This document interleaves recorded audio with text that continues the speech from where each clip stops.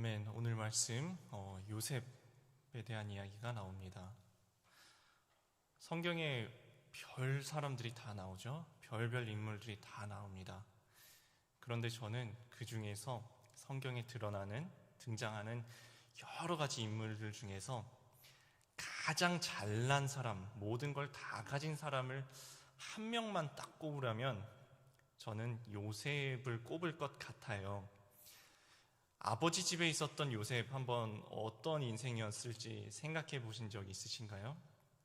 가진 걸 정말 다 가졌습니다. 이 야곱 집안은, 그러니까 요셉의 아버지인 야곱 집안은 이삭, 아브라함 위로부터 대대로부터 족장 집안이죠.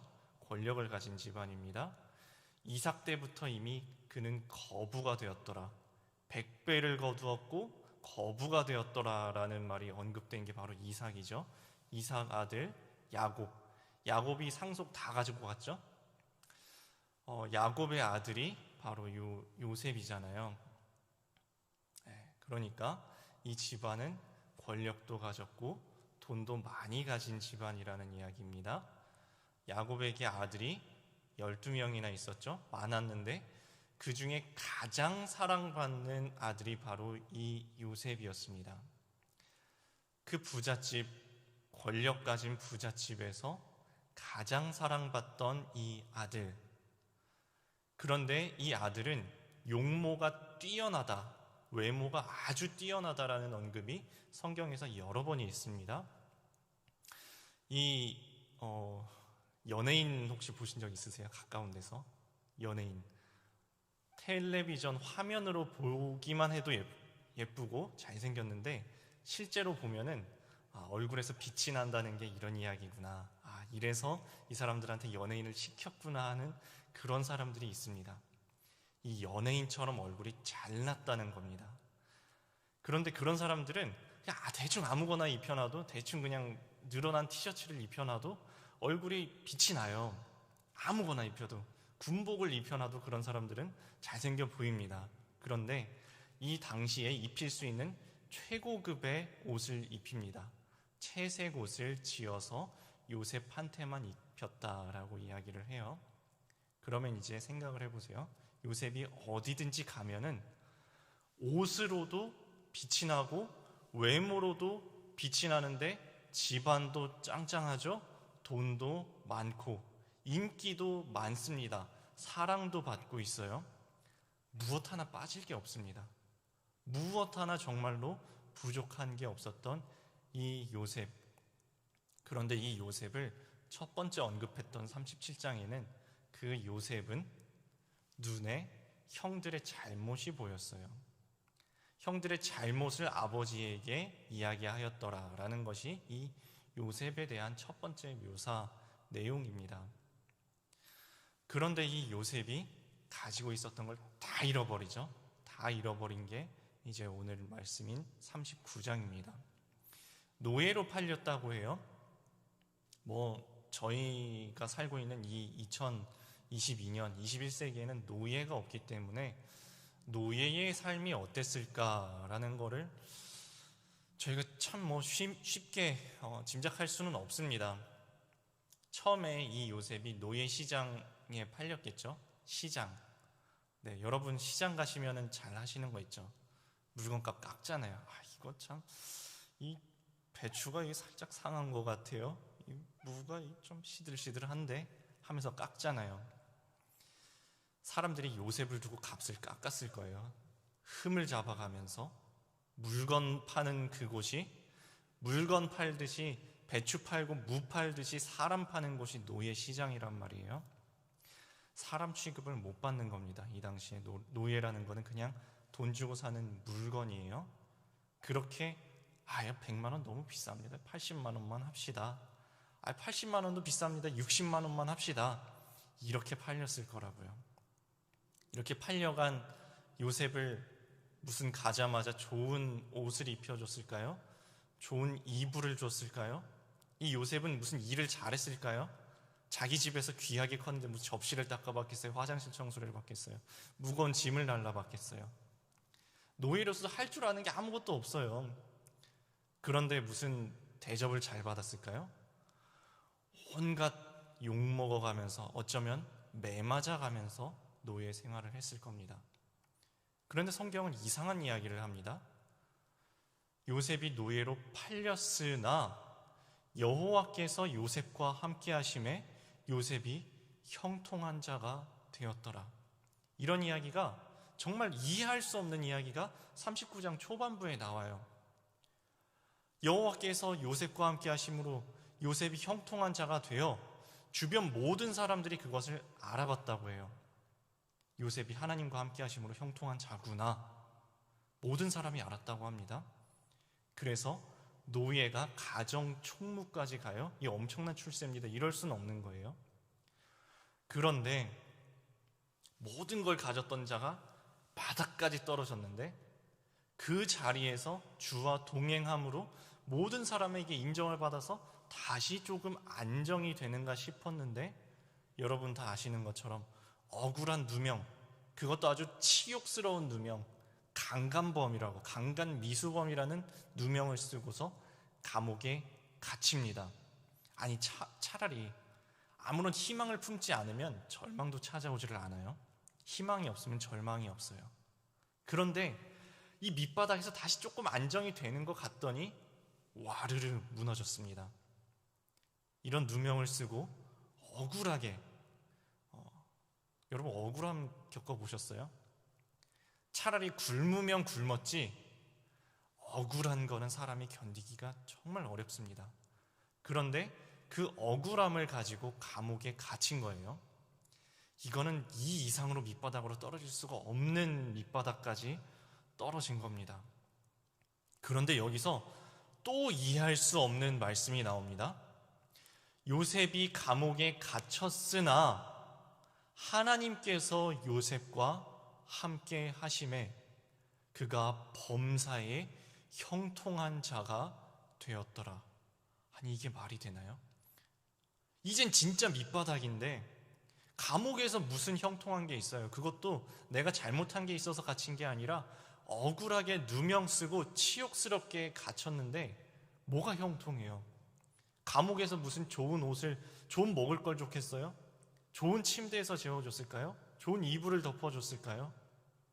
거기서 무슨 명예를 주는 게 있어요? 감옥에서 일한다고 돈을 줬을까요? 승진을 시켜줬을까요? 아무것도 없어요. 뭐가 형통하다는 걸까요? 단 한 가지입니다. 여호와께서 요셉과 함께 하심에. 여호와께서 요셉과 함께 하심에. 제가 정말 좋아하는 찬양에 이 범사의 형통, 만사 형통이라는 단어가 들어간 찬양이 있습니다.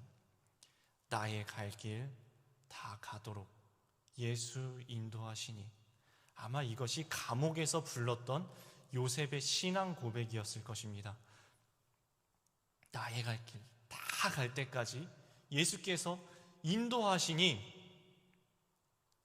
내가 감당할 수 없는 무슨 일을 만나든지 어려운 일을 당할 때도 족한 은혜를 주시는구나. 내가 정말 내 힘으로 감당할 수 없는 어려운 일을 지금 겪고 있는데 하나님께서 오늘 하루를 버티고 견뎌낼 수 있는 힘을, 족한 은혜를 주시는구나. 믿음으로 사는 사람은 이 땅에서는 아무런 위로받을 것이 없지만 하나님께서 위로를 채워주시는구나. 믿음으로 사는 자는 하늘 위로 받겠네. 그 다음 가사가 이거예요. 무슨 일을 만나든지 만사 형통하리라. 무슨 일을 만나든지 만사 형통하는 이 은혜는 오직 하늘에서만, 하나님께로부터만 우리에게 주어지는 참된 평강이라는 것입니다. 이것을 성경에서는 이렇게 표현합니다. 우리가 이 보배를 질그릇에 가졌으니 우리가 사방으로 우겨쌈을 당하여도 쌓이지 아니하고 답답한 일을 당하여도 낙심하지 아니하고 박해를 받아도 버림받지 아니하고 거꾸러뜨림을 당하여도 망하지 아니하는 것은 우리가 그리스도의 십자가를 짊어지고 가는 그 길이 바로 그렇다라고 우리에게 말씀하고 있습니다. 이 요셉이 감옥에 갇혀 있습니다. 근데 감옥에 혼자 갇혀 있지를 않아요. 감옥에 여러 명이 같이 갇혀 있습니다. 누구 하나 이 감옥 속에서 희망을 간직한 사람이 단 한 명도 없습니다. 모두가 절망 속에서 신음하고 날마다 눈물로 지새우는 그곳에서 요셉은 빛이 나는 겁니다. 하나님과 함께 하시는 그 요셉은 감옥 속에 있어도 주님이 함께 하심으로 빛이 나는 겁니다. 모든 사람이 알아봅니다. 아, 요셉은 다르다. 우리 모두 절망 가운데 이곳에 있는데 저 요셉은 다르다. 그 비결이 뭐지? 아, 저 요셉은 하나님이 함께 하시는 사람이구나. 모두가 알았다는 겁니다. 옆에 있는 죄수도 알고 이 사람을 간수하는 간수장도 알았다는 겁니다. 하나님께서 이 간수장에게 은혜를 받게 하심에 그 모든 사람들이 요셉이 하는 일마다 형통하는 것을 눈으로 보았다고 합니다. 그래서 감옥에 있는 모든 사물을 요셉한테 맡깁니다. 그리고 요셉은 그 감옥에서도 맡은 바 사명을 성실하게 감당합니다. 맡은 바 책임을 성실하게 감당합니다. 이게 무슨 요셉이 잘나서 형통하게 되었다는 것이 아닙니다. 내 힘으로 내 인생을 형통하게 사는 것이 아닙니다. 하나님께서 요셉과 함께 하심에 요셉이 형통한 자가 되었다. 이것이 오늘 말씀이 우리에게 이야기하고 있는 것입니다. 환난과 유혹 속에서도 범사에 형통하게 되는 그런 삶은 내가 죄인됨을 하나님 앞에서 말씀 앞에서 깨닫고 십자가의 길을 묵묵히 걸어갈 때에 우리에게 주어집니다. 이것이 바로 십자가의 저력이고 그리스도인의 저력, 죽음까지도 이기는 그리스도인의 저력입니다. 적용 질문드립니다. 이해되지 않는 환경에서도 내가 감당해야 할 책임과 역할은 무엇입니까? 자, 이제 두 번째 단락으로 넘어갑니다. 두 관원장과의 만남이 40장 1에서 3절에 나타납니다. 요셉이 감옥에 갇혀 있을 때 혼자 갇혀 있었던 게 아니라고 했죠. 그런데 두 명의 사람이 새로 투옥이 돼서 들어옵니다. 떡 맡은 관원장, 술 맡은 관원장. 네, 저희는 왕정시대에 살고 있지 않기 때문에 이 떡 맡은 관원장, 술 맡은 관원장이 무슨 의미인지 그렇게 와닿지가 않습니다. 그런데 모든 역사를 막론하고 왕들이 가장 두려워하는 것 하나가 있습니다. 암살입니다. 암살. 누가 나를 죽이고 내 자리를 차지하지 않을까? 아니, 차라리 누가 군대를 이끌고 오는 거는 칼 들고 창 들고 방패 들고 막아줄 수가 있는데 왕이 먹는 거 이거 어떻게 해요? 왕도 먹어야 되잖아요. 먹고 마셔야 되잖아요. 이거 아무한테나 맡길 수 있었을까요? 아닙니다. 왕이 먹는 것과 마시는 것을 누구에게 전담해서 맡겼다라는 거는 자기 생명줄을 거기다 맡겼다는 거예요. 거기다가 뭐 이상한 것 하면은 그날로 끝입니다. 왕의 떡 맡은 관원장과 술 맡은 관원장이라는 것은 왕의 먹고 마시는 것을 맡았다는 이야기고 왕의 아주 신임을 받고 총애를 받는 최측근이라는 이야기입니다.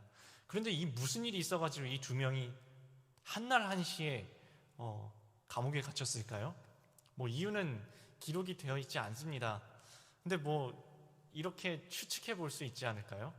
그날 이걸 뭘 먹었는데 애구방 바로가 심하게 배탈이 났다든가 뭔가 이게 먹는 거로 문제가 생겼지 않았을까 하고 추측해 볼 수는 있을 겁니다. 근데 뭐 정확하게는 성경에 기록이 되어 있지는 않으니까요. 어쨌든 이 두 사람이 이 왕의 최측근, 아주 최고위층인 이 두 사람이 요셉과 함께 감옥에 갇힙니다. 이 두 사람은 무슨 보디발 집의 가정총무가 감히 만날 수 있는 사람이 아닙니다. 감옥에 갇혔으니까 만나는 거예요. 노예가 감히 만날 수 있는 사람이 아닙니다. 감옥에 갇혔으니까 이 두 사람을 만난 것입니다. 다른 어떤 경로도 이 두 사람을 이렇게 독대할 수 있는 기회는 요셉에게 없는데 하필 감옥에 갇혔기 때문에 이 두 사람을 만납니다. 요셉이 감옥에 갇힌 게 분명한 비극이에요. 이건 이해할 수 없는 환란이 찾아온 겁니다. 그런데 이 비극적인 사건 가운데서 이 모든 사건들을 이끌어 가시는 하나님의 섭리가 여기에서 이렇게 드러나는 것입니다. 그리고 요셉은 이들과의 만남을 우연히 그냥 흘려 지나 보내지 않고 가볍게 여기지 않고 그들에게 꿈을 정성스럽게 해몽을 해주죠. 그리고 이것 때문에 나중에 총리의 자리까지 오르는데 연결 지점이 여기서 생기는 것입니다. 요셉은 자기가 처해 있는 현실에서 문제를 정확하게 직면했습니다. 상황을 회피하고 도망가지 않았습니다. 현실을 비록 이해할 수 없지만 있는 그대로 받아들이는 요셉. 회피가 정답이 아닙니다. 도망가도 도망갈 수가 없습니다. 받아들이는 겁니다. 그리고 지금 이 자리에 찾아오시는 주님을 바라보고 주님을 꽉 붙잡는 겁니다. 거기에서 참된 평강을, 하늘 위로를, 무슨 일이 있을지라도 하늘에서 내려주시는 참된 평안, 만사 형통하는 평강을 믿음으로 하나님께로부터 얻게 되는 것입니다. 현실을 보면 정말 막막한 상황들이 성경에서 정말 많이 나옵니다. 제가 오늘 말씀 보면서 기억났던 정말 막막한 상황 하나를 가지고 왔는데요. 모세가 이스라엘 백성들을 이끌고 광야를 지나고 있습니다. 이스라엘 백성들이 고기를 내놓으래요. 우리 고기 먹고 싶다는 거예요. 그래서 이렇게 원망하고 난동을 피우는데 하나님이 이러셔요. 야, 고기 내가 줄게. 이게 무슨 고기를 어떻게 주셔요, 광야에서. 그래서 모세가 이래요. 하나님, 우리 백성이 60만 명이에요. 60만 명을 무슨 수로 하나님이 먹이실 거예요? 지금 현실을 보세요. 하나님 현실을 보시라고요. 양떼를 몰고 오신들 60만 명을 먹이겠어요? 소떼를 몰고 오신들 60만 명을 먹이시겠습니까? 민수기 11장에 이런 이야기가 나옵니다. 하나님 무슨 수로 먹이실 거예요? 바다를 다 모아가지고 물고기를 다 갖고 오신들 이거 뭐 어떻게 먹이실 거예요? 말도 안 되는 말씀 하나님 하시네. 현실을 보세요. 하나님은 지금 가르치고 있죠. 하나님이 모세한테 이러십니다. 여호와의 손이 짧으냐? 여호와의 손이 짧으냐? 네가 이제 하나님의 말씀이 이곳에 어떻게 이루어지는 것을 볼 것이다 하십니다. 감옥에서 형통할 수 있는 게 없어요. 그런데 형통케 하십니다. 이 요셉이 이 사람들을 도무지 만날 수 없어요. 근데 만나게 하십니다. 이 억울함을 풀 방법이 없어요. 풀게 하십니다. 요셉이 감옥에서 총리가 될 수가 없죠. 그런데 되게 하십니다. 여호와의 손이 짧으냐? 이제 나의 말이 응하는 것을 너희가 볼 것이다. 이것이 현실 도피하는 사람에게 주어지는 은혜가 아닙니다. 있는 이 자리에서, 지금 이 자리에서 하나님께서 나를 보내신 그 자리에서 사명 감당하고 그 자리에서 하나님을 바라보고 그 자리에서 하나님 손 꽉 붙잡았던 요셉에게 주어진 하나님의 은혜였습니다. 하나님이 주시는 위로였고 하나님이 주시는 평강, 세상이 줄 수 없는 평강, 위로였습니다. 적용 말씀, 적용 질문 드립니다. 도망갈 수 없는 현재의 만남을 인정하고 받아들임으로써 오늘 내가 관심을 가져야 할 사람은 누구입니까? 자, 이제 마지막 세 번째 단락으로 들어갑니다. 그들을 섬겼더라 라는 말씀이 나옵니다. 이 시위대장, 친위대장이 요셉한테 그 자리에 갇힌 왕의 최측근 두 사람을 시중들게 합니다. 수종들게 합니다. 그리고 요셉은 이 왕의 최측근들 옆에서 수종드니까 할 말은 많았겠죠.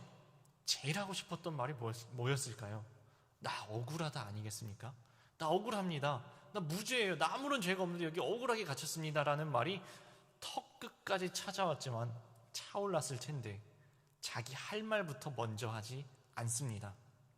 요셉에게 맡겨진 일이 그게 아니잖아요.